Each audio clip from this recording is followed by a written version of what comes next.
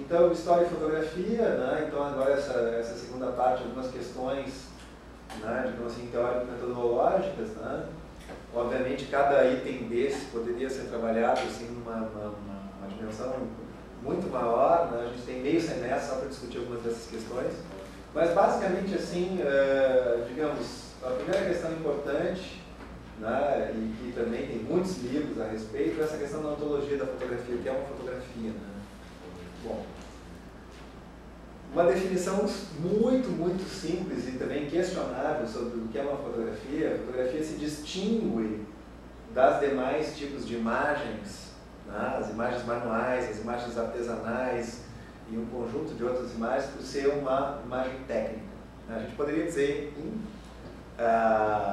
digamos assim, a área diferenciada do cinema e de outros, uma imagem técnica, digamos, fixa, né? Diferente do cinema, que apesar de ser uma conjunto, uma sucessão de imagens fixas que recuperam ou não a ilusão do movimento. Mas é uma imagem técnica, né, de natureza híbrida, em parte produzida, né, por fenômenos, processos físico-químicos.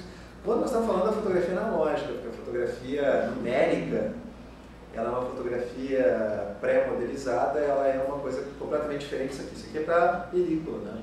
Para chapa de vidro, película, papel, com emulsão, esse tipo de coisa. Então, obtida através desses processos físicos, né, que são questões ópticas, que têm ligadas às lentes, a questão, né, uma série de questões físicas e químicas, que são a capacidade dos diferentes tipos de sais de prata e de químicos e de absorverem, digamos, serem sensibilizados pela luz.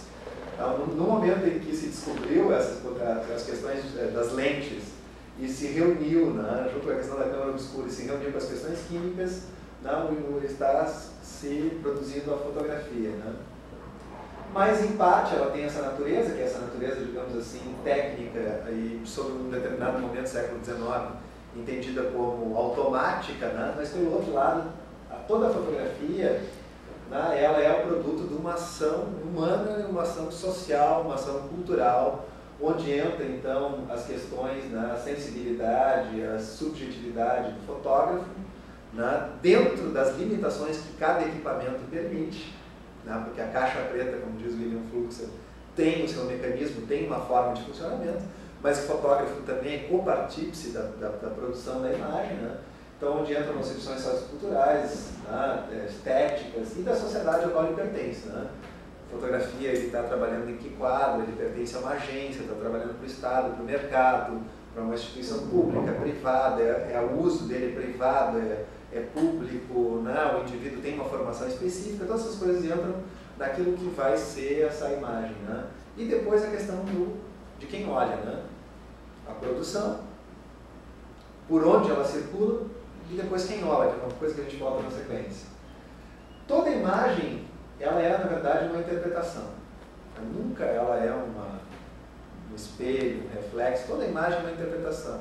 É uma interpretação porque ela é produzida a partir, né, de lentes que produzem uma certa imagem, por películas, ou por, né, suportes diferentes. Então, toda imagem é uma interpretação, toda imagem é um fragmento do real. E como esse fragmento, ele, né, aquelas coisas que o Aumont fala, né? Então, toda imagem fotográfica ela é bidimensional, ela não é tridimensional, então ela é uma redução.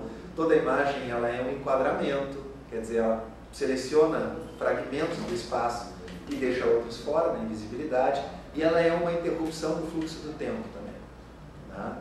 Então, ela é um enquadramento, um fragmento do espaço e um fragmento do tempo.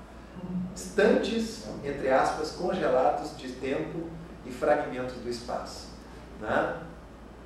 Então, nesse sentido, a imagem ela é uma interpretação, e quem a olha também vai ter outras interpretações. Então, toda imagem, em princípio, ela é ambígua. Ambígua pela sua natureza, ambígua porque ela nunca tem uma interpretação clara, por isso ela é polissêmica, ela tem vários significados. Vai depender de quem olha, né? E por isso a imagem na imprensa, para diminuir a sua polissemia, ela sempre vem acompanhada de títulos, subtítulos e textos que procuram conduzir o olhar. E por isso que a pesquisa com a imagem é complexa, porque a imagem, ao contrário do que todo mundo dizia que vale por 1000 palavras, até talvez sim, mas o fato é que a fotografia ela nunca é um discurso transparente, ela nunca fala por si mesma. E na pesquisa isso vale cada vez mais. Para pesquisar uma fotografia a gente tem que pesquisar muita coisa que está no seu entorno. O entorno da fotografia, que não está, né, na própria imagem, é a chave para uma série de outras coisas. Então esse diálogo do extra-quadro, do invisível, é fundamental.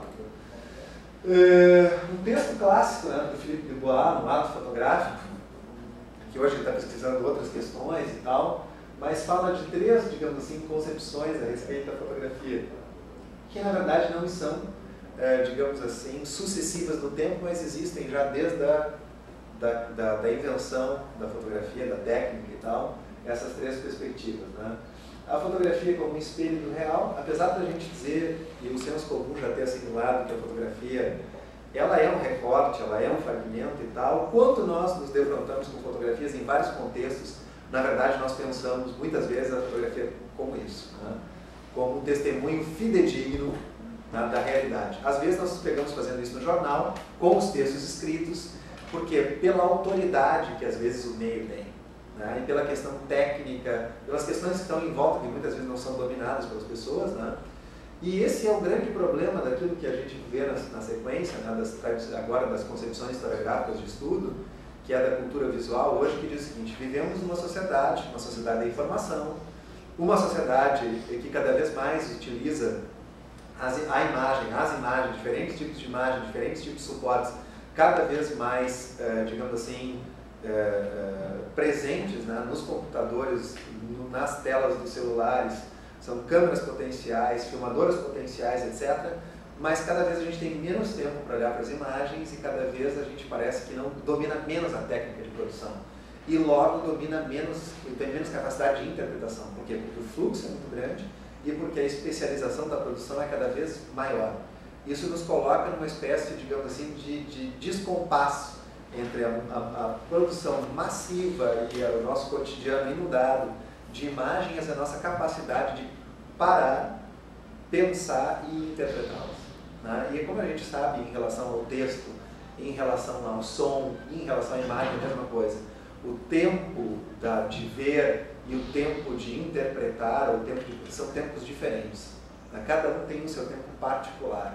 Quer dizer, o tempo da interpretação é um tempo de olhar muitas vezes a imagem, é um tempo de voltar a ela, de olhar ela nas suas minúcias, de decompor, né? Como se decompõe um texto, como se decompõe uma música e assim por diante, né? Então, espelho do real, né? Primeira forma de pensar a fotografia como testemunho objetivo, que era aquela ideia da ciência, né, do século XIX, a Rago apresenta em 1839 na Academia de Ciências e Artes, ao mesmo tempo, sessão conjunta, né? Então, ela, desde o início, ela é uma ciência e é uma arte. Depois a ideia de que não, a fotografia, na verdade, é uma transformação. Toda fotografia, ela, na verdade, é uma leitura, ela é passível de montagem, de manipulação, e, nesse sentido, ela não pode ser, jamais, ela não pode ter fidelidade. Então, é o oposto da outra, né? E nos anos 80, o Philippe Dubois pensava que, superando essa questão entre a verdade e o discurso da construção, da ficção, das ficções que as fotografias montavam, a ideia do índice, né? Que é a ideia de que, em um determinado momento, né, essa é a ideia do ícone, do símbolo, né, e do índice, que é do Peirce, da semiótica e tal. Dentro dessa concepção, ele cria essa ideia de que a fotografia é um índice, na verdade, e a fotografia, novamente pensando analógica, né? Quer dizer, num determinado momento existe uma copresença entre o referente, a câmera, a película, o fotógrafo, etc. Num breve instante de tempo, uma fração, mas existe uma copresença, ou seja, algo físico, né, algo de copresença e continuidade no tempo e no espaço existe na fotografia. Ou seja, ela não é totalmente uma transformação, ao mesmo tempo que ela não é, né, essa verdade. Ela é uma coisa entre isso aí, né? Então, nesse sentido, essa ideia do índice ela é muito utilizada na fotografia artística até hoje, né? A fotografia artística que fotografa, por exemplo, marcas nos muros, pegadas, landscape art, Quer dizer, os caras sobem nos lugares inacessíveis e olham as marcas do tempo, deitam na grama, não sei o que, e fotografam a marca, quer dizer, alguma coisa, porque toda a imagem, como a gente sabe, está ligada a uma ausência, né?